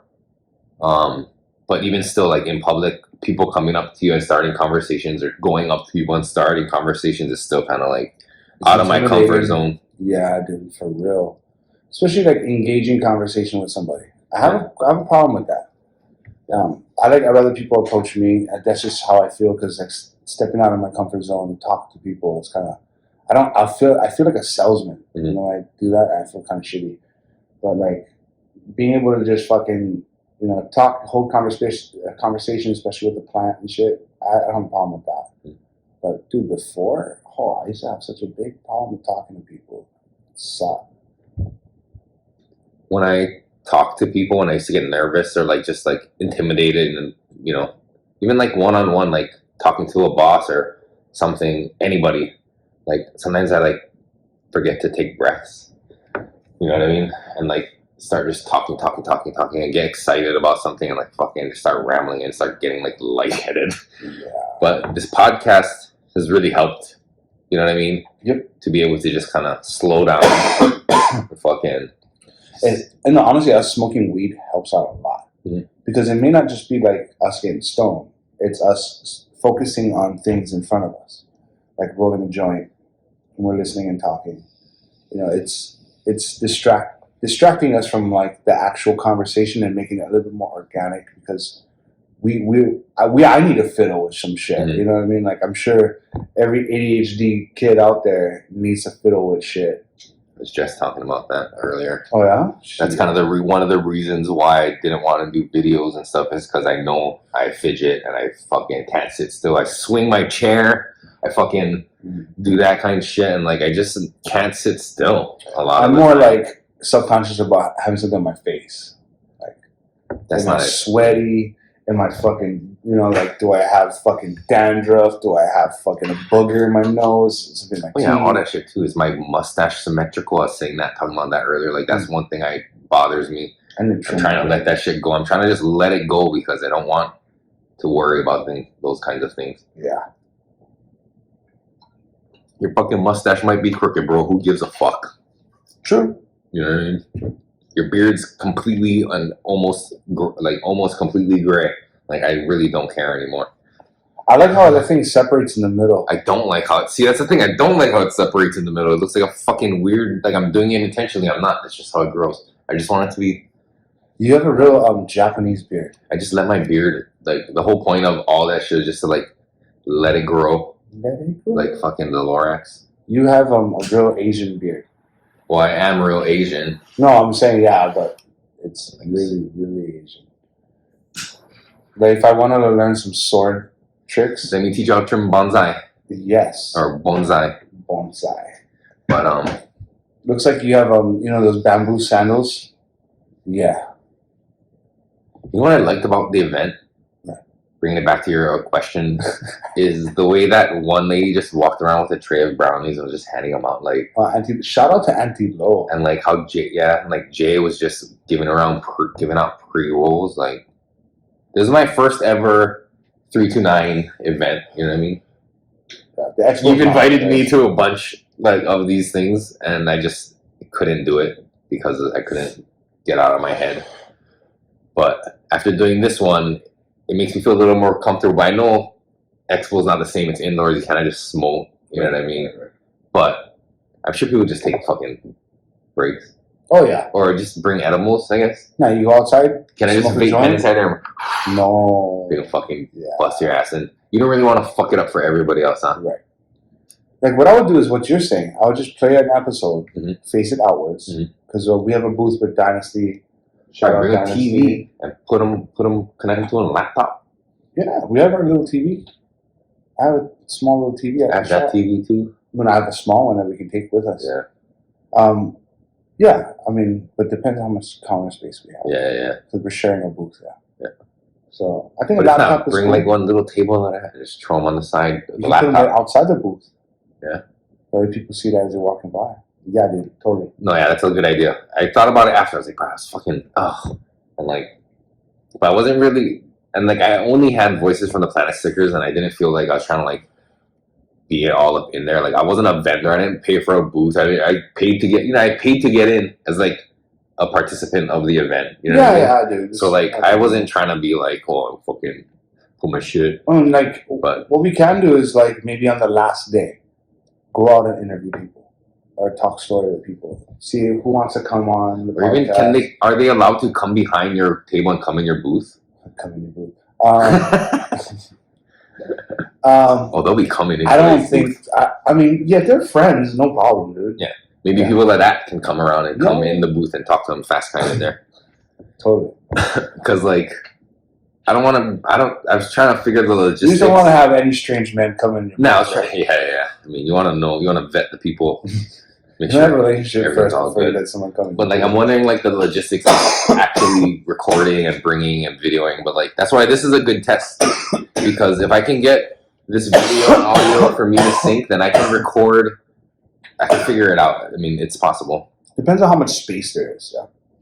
So the first day I would just play this. But usually within the venue, they got like choke other space, so they have like the place where you can go eat. We can always go sit over there.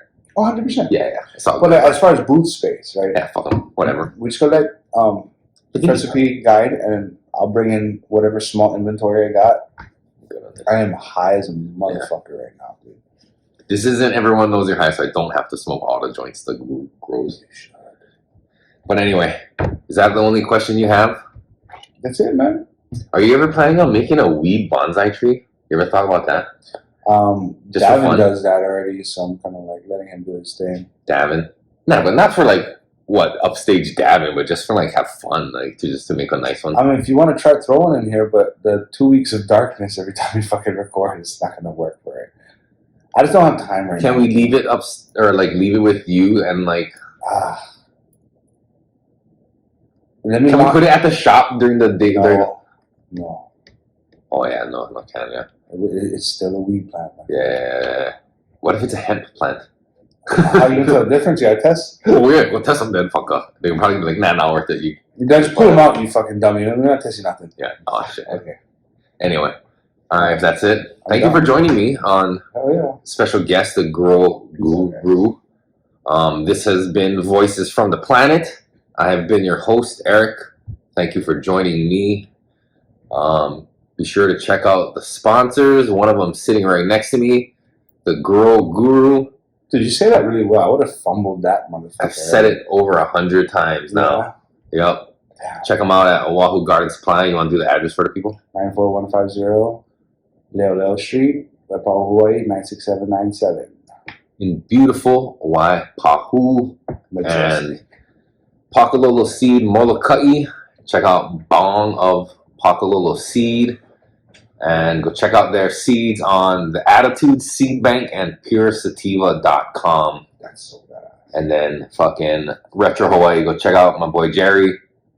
Retro Hawaii on Instagram. And then companulures.com and shit. Anyway, thank you again. This has been Hawaii's Slowest Rising podcast. Check you guys out next time. Love you guys. Peace.